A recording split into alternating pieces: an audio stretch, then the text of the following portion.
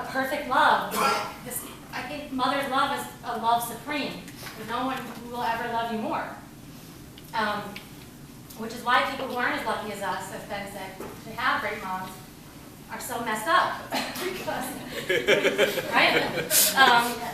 Just love supreme. It's really it. But aside from sadness and anger, what I feel more and what's trumping that is love. And love I feel for my family and where Rosie fits in that incredible family. So as Lessings alluded to in some of their remarks, my mom died 4 years ago this summer. And so yeah, of course, Rosie's death brought that up. But it also brought me to the folders and the files and the tubs and the places to go read letters and look at pictures and go through all of this wonderful archive we have that our cousin David is very good at helping curate. And I found several gems, letters between people, letters between the sisters, photos of people, Grandma Sherman's biography, which included, and then the Bolsheviks came to our house. So like, you know, it's incredible because the way these deaths can really help you root yourself and position yourself in a proud history. So anyhow, in that sense of pride and love, and what Rosie is to me in that, I'm going to read just a couple short vignettes from this letter she wrote to my mother, circa 1960, which thanks to Lee's incredible brain, I was able to position where was everyone at that time. And the letter brought home for me kind of a lot of things that Rosie always has meant to me, and Rosie was to this family, at least from my vantage point. I mean, when I came along, Rosie was, you know, pretty much always in pants, flat shoes, short hair, and almost no makeup. Yet every bit as sexy and beautiful as feminine. Right? She had a rich personality and complicated personality, and I don't mean that euphemistically. She's complicated, complex. I didn't catch that. That's awesome. All right, let me expound. And so part of that complexity was that she could be like laughing and crying in the same exact moment. And it would make some people uncomfortable, but it became just part of our kitchen table Thanksgivings. Like, we would be having deep and serious conversations peppered with totally dirty and profane jokes, right? Or crying and laughing at the same time. Just kind of seeing that complexity play out, I think was a really good role model for me as a girl and as a woman. She has a depth of generosity, which we've seen, as we've all read today. But not endlessly so. She was protective of herself and those who she loved. Did not want to lose herself in relationships and in the world. And that, I think, was her fiercely independent sort of bent, which is hard for humans and for women in particular to master that kind of balancing act, right, of self-actualization within community. And hearing the remarks and seeing the pictures today, you realize she was always kind of working on that balancing act. And I guess during trying to balance those things in her own life, she honed these incredible skills that then she started to give to others and help them balance their life out and help them actualize themselves. And so I don't know if that comes from being a middle child. From my weird vantage point, it was like Lee was perfect and the favorite. My mom was the rebel and the problem. And Rosie in the middle was maybe trying to be both. I don't know. That's probably oversimplistic. We know Lee certainly found her rebellious side later in life, and my mom became obsessed with being perfect. So these things resolve themselves. But, so here's the thing that I found. I believe it's 1960, and so most of us, we didn't exist to her yet. She's married to Marshall in this letter. She does not have children yet. Lee has started her family, but Ivan's not born yet, I don't think. I wasn't born either. Or Lila, yeah. right. Sorry, yes, I want to age anyone incorrect. That matters. And my mom, Judy, is home in Camden in high school. Her sisters have left. She's home alone with mom and dad. and Rosie's writing to her from BU, right? Which I think she left Rutgers with Marshall and continued her undergrad in Boston. So she starts off with a lot of affection toward Judy, to my mom, and then she gets into this whole bit about a lecture on Harriet Beecher Stowe that really got her going in class. And, you know, what this woman must have been the busiest woman in the world. She has this, she says, a maidless monotony of Harriet Beecher Stowe's life. And here's where I'll start, though. So she talks about that lecture and that she heard in class. However, knowing that doesn't make me any less busy. Dishes, laundry, cleaning, husband pampering, schoolwork, grooming, shopping, cooking, and everything is made doubly hard by the fact that nothing is close. Nothing is close enough to be reached on foot. Marshall was always studying and not usually available to help, and everything is so damn expensive. Carrying all the bundles tires my body. Constantly comparing prices and springing around tires my spirit, and schoolwork tires my mind. But believe it or not, except for 1 week a month, I'm very happy here.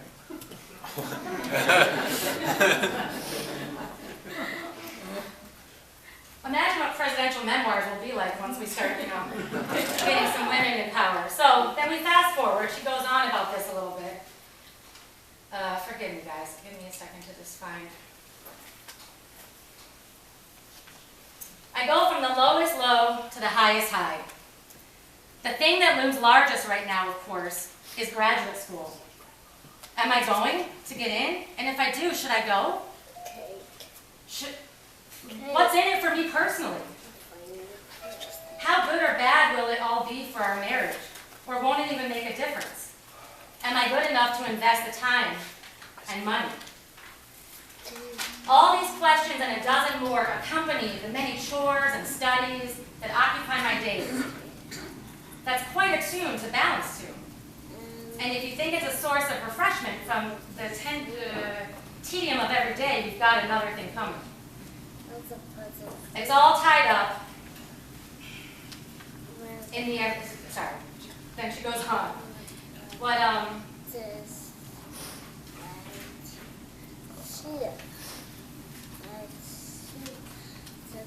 Then of course there are little things like babies and money. Remember, she's 20. She's 20 years old. There are little things like babies and money that for the most part I try not to think about, but they're there in the back of my mind all the same. I don't mean to imply by any of this that I'm ready for the rest home or to come home to mother. My moods vary incessantly, and with them the way I view all these mental and physical details. And this is the part I love the most, I think, for me.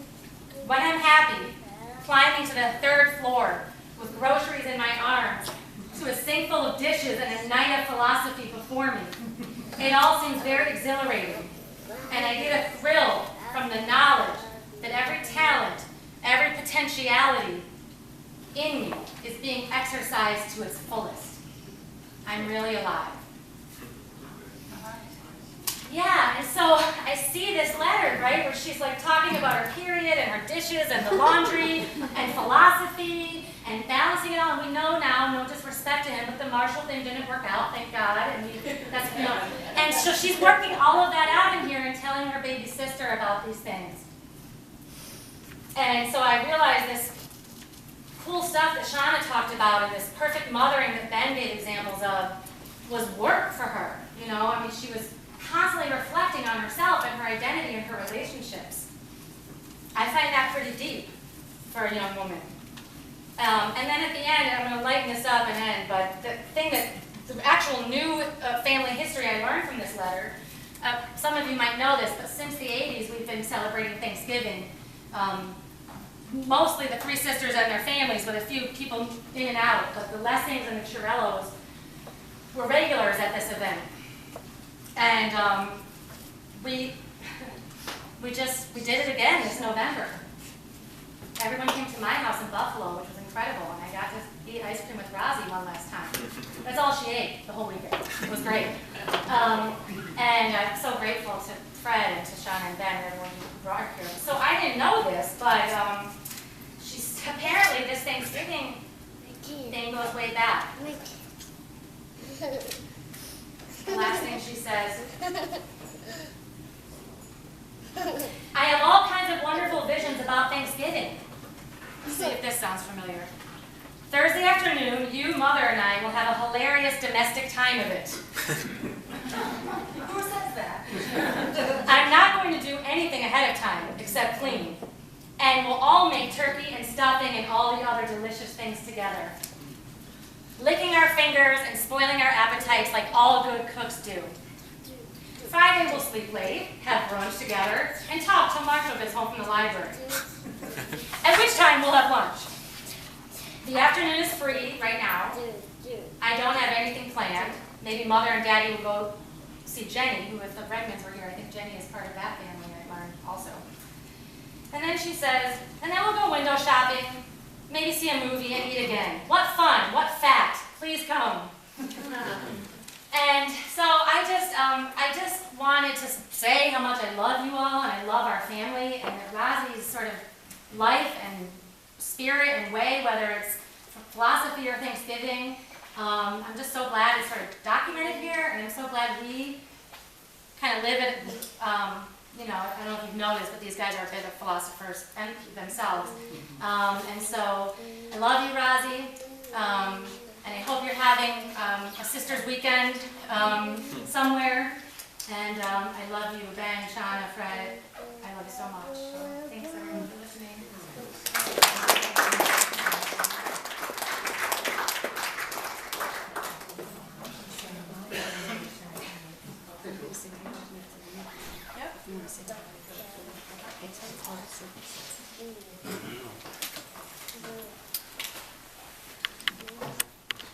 I'm Roz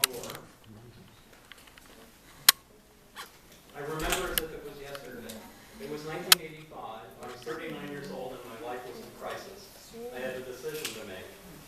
As I awoke on the day of my first appointment with Roz, I had no sense that on this day I would meet a person who would alter my life, who would guide me on a journey of profound change outside any past experience and beyond my capacity to imagine. So, like many of you, I first met Roz at the beginning of a 50-minute hour. Roz led me into her office, and as I sat quietly, she read my intake form. She broke the silence.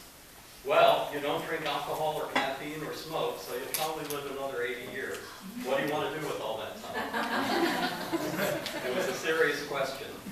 I was stunned. Prior to that moment, no one had ever expressed interest in what I truly wanted. At the end of the session, Roz gave me a hug, the first of many, and said, whatever decision you make, I'm sure it will be the right one. Again, I was shocked. No one had ever before expressed such confidence in me. Maybe there was hope after all. In the course of our sessions, Roz told me that in her experience, clients either remembered everything and felt little, or they remembered little and felt everything.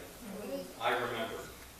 When I sought to protect myself behind a torrent of words, Roz refused to engage, at least until I expressed the feelings behind the words. It was a slow, sometimes agonizing road to recovering my feelings.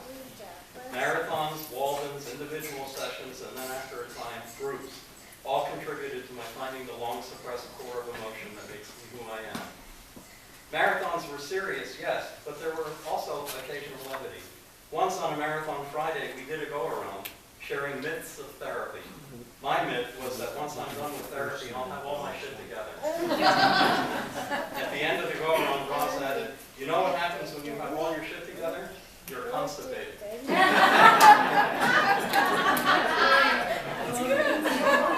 At marathons, I marveled at Roz and at you, Fred, as you modeled communication in a relationship. At each juncture in the ebb and flow of the weekend event, there was a quiet conference apart from the group, the exchange of a few words, and then a shared glance before you separated to perform agreed-upon tasks. Roz organized whatever props would be needed, while Fred gathered just the right songs for his inexhaustible collection of music. I remember once in an individual session, addressed one of my defensive mechanisms, and I was upset with her observations. She described it with a metaphor. You grew up on a desert, and so you developed thorns as an ingenious survival mechanism. We're grateful to the thorns because they brought you here safely. But you don't need the thorns anymore because you don't live in the desert any longer. You live in a rainforest now. She taught me how to find rainforests and how to live in the rainforest. In marathons, I remember Roz behind me as I worked, encouraging me, especially during intense passages, with hands gently on my shoulders. It's all right, Rob. It's part of the process. Breathe and keep your eyes open. Stay in the room. I hear her yet, and still feel the firm but gentle pressure of her hands on my shoulders.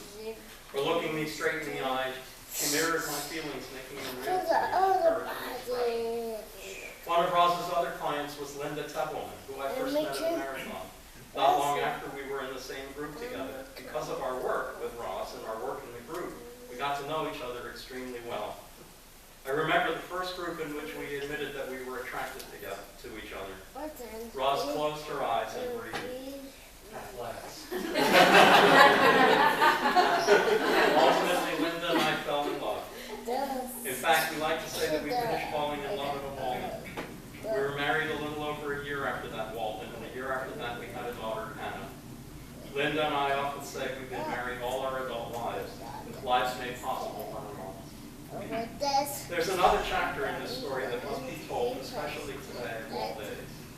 On this day in 1988, my son Andrew died. He was 8.5 years old. It was 31 years ago today, almost to the minute. It was the worst day of my life. Moments after the accident, I needed to tell someone. I could have called my parents, both still alive, or a friend, but my instinct was to call Roz, who interrupted a session to speak with me.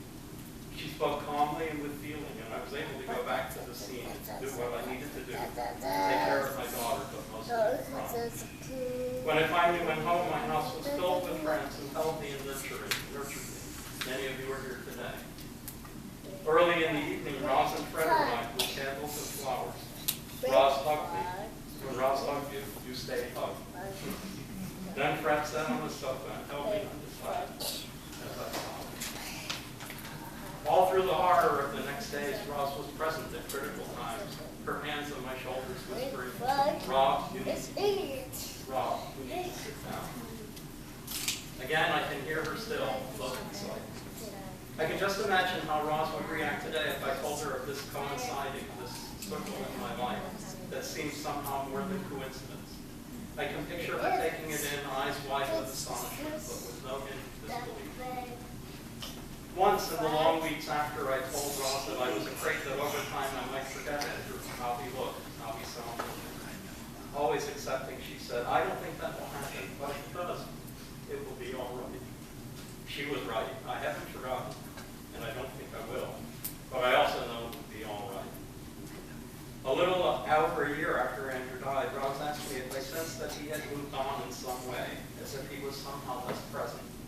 Once again, it was as if she had reached right into me to identify some core feeling. She said that her experience with loss was similar, that she felt a change after her. We moved to Maryland in 2006. A few years ago, as a result of a doctor's mistake, I became very ill and needed help to deal with my new and debilitating condition. I found a local therapist, Nancy, and in our first session, I cried as I described what I was going through and my fears for the future. I told her, I owe my ability to shed these tears to Roz and Fred, who transformed me. So you see, Nancy, you are standing on the shoulders of giants.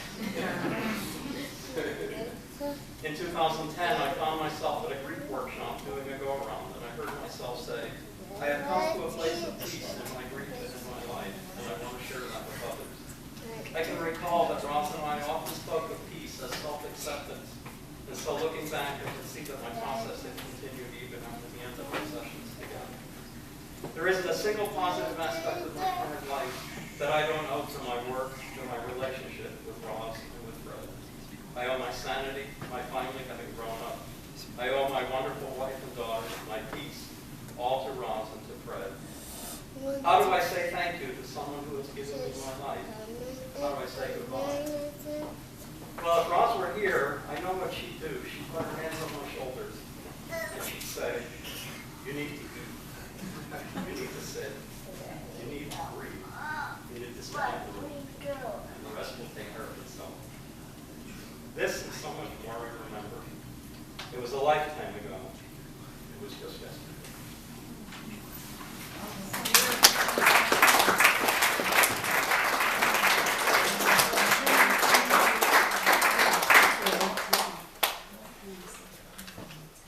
Hi, everybody. I am the proud father of Emily and a brother-in-law to Roz. I was married to Judy, Roz's younger sister. She passed away. And just this year, by the way, this is paper for the youngsters in the crowd. Well, you saved me. I was afraid of that. I have a phone. Anyway, as you know, Roz died March 22nd this year, and her birthday was not long after, April 2nd. And I don't know how many of you know the story of Roz's birthday. But if you knew Diane, her mother, you know that Diana went into labor on April 1st, but always told people she held it in so that Roz would not be the April Fool. So April 2nd, I decided I'd put something up on Facebook, and I found some of my old pictures of Roz. And I wrote the following, and I know that many of my relatives are what I call Facebook challenge. So they may not have gotten the message, so I thought this would be a good opportunity for me to reiterate that with a few extra things thrown in with respect to some of the details. Of course, as I said, I was married to Roz's sister Judy, but I met Roz before Judy, or maybe right around the same time. We were both graduate students. Roz was at the end of her graduate career. I was at the beginning at Boston University in the same department, philosophy. So most people think, oh, you must have met Judy through Roz. No, I met Judy independently of Roz, and I met Roz independently of Judy. And I remember the first time I met Roz was at a graduate student party, and this was 1966. And I don't know if you remember 1966. Things were just beginning to get crazy. And so we went to the apartment of a mutual student, Shelley Primsky, who was always a very cool guy. And Shelley had rented a strobe light for the party. Remember those? And get this, he had bought a copy of Jefferson Airplane's Surrealistic Pillow. So I hear, don't you need somebody to love running through my head as I speak to you and as I think about my first encounter with Roz. So we're at this party with graduate students, and I was young, and I was beginning, and I was very nervous. And I see this very elegant looking woman. She's sitting on the floor with her then friend, Dick Frankel, the much dreaded Dick Frankel, as you call him. And she's sitting there, she's serene, she's smoking a cigarette. She did smoke for a while, smoking a cigarette and just kind of observing the scene. And either I introduced myself to her or somebody introduced me to her and mentioned Judy, and she just kind of looked at me like, who the hell are you to be dating my sister? You know?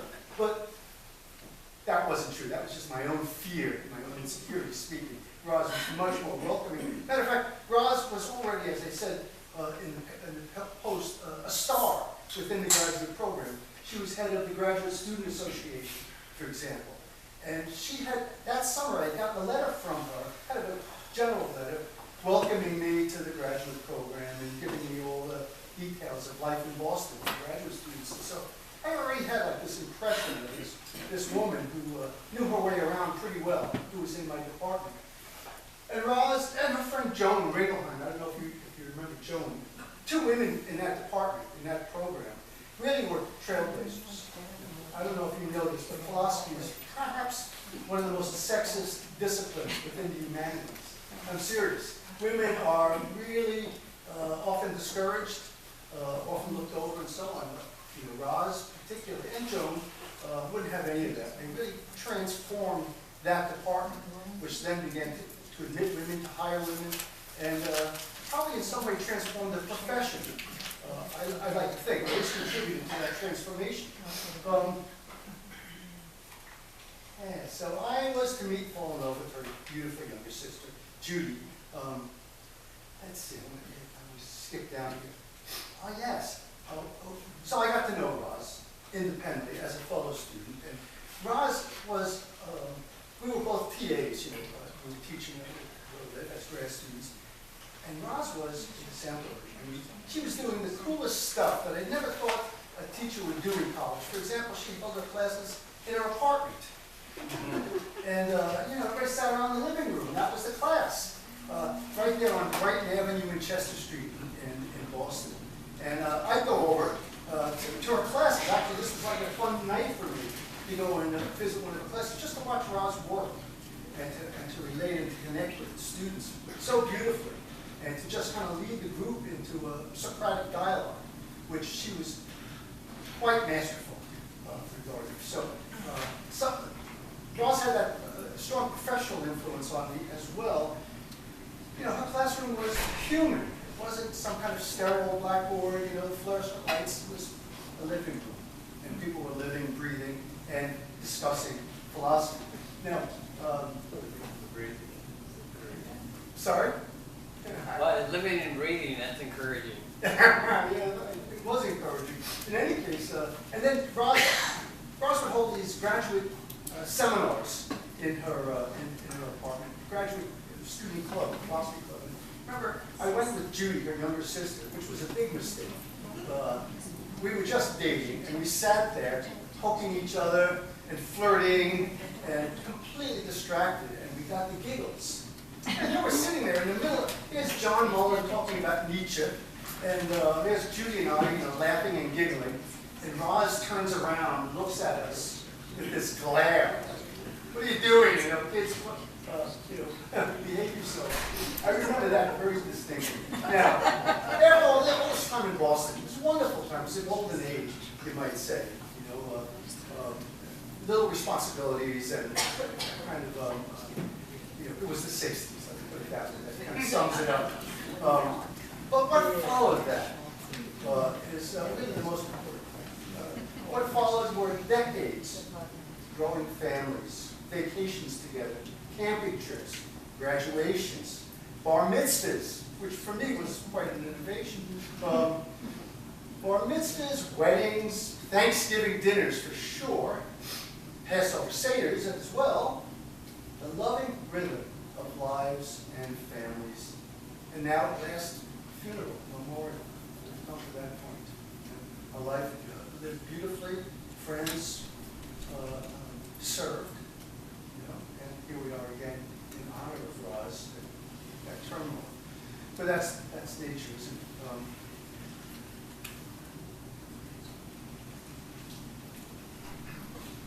Well, one special visit from Roz, and Lee related this in her beautiful remarks earlier in the service. When my wife was dying, she died over a period of 2 years from cancer, and so she had lots of time to prepare and to figure out what she wanted to happen or to see or to say before she passed. It was really beautiful in some respects, if you use that term. One of the things that meant the most to her was to be together with her two sisters, and overcome any little sibling rivalries that might have occurred, and make peace and love. And I remember that weekend so clearly. I mean, the three sisters, who I love them all. They're sitting there on our front deck, deep in thought, and they move into the living room, and they're constantly talking. I've got a few pictures of them sitting around. It was beautiful, and I'll always be grateful to Lee and to Roz for giving my wife that gift before she passed. It meant so much to her. I don't know if she ever communicated that. She probably wasn't able to. But that experience of the three sisters together put a closure on her life that was extraordinary and meant a lot. And again, as I said, I'm grateful to Lee and to Roz for giving us that experience. Here's how I put it. I still recall with gratitude the summer weekend when Lee and Roz came to Judy's side together in a beautiful scene of sisterhood that meant so much to Judy and brought her so much peace. Which is all true. They were less thought. Those of you who know me from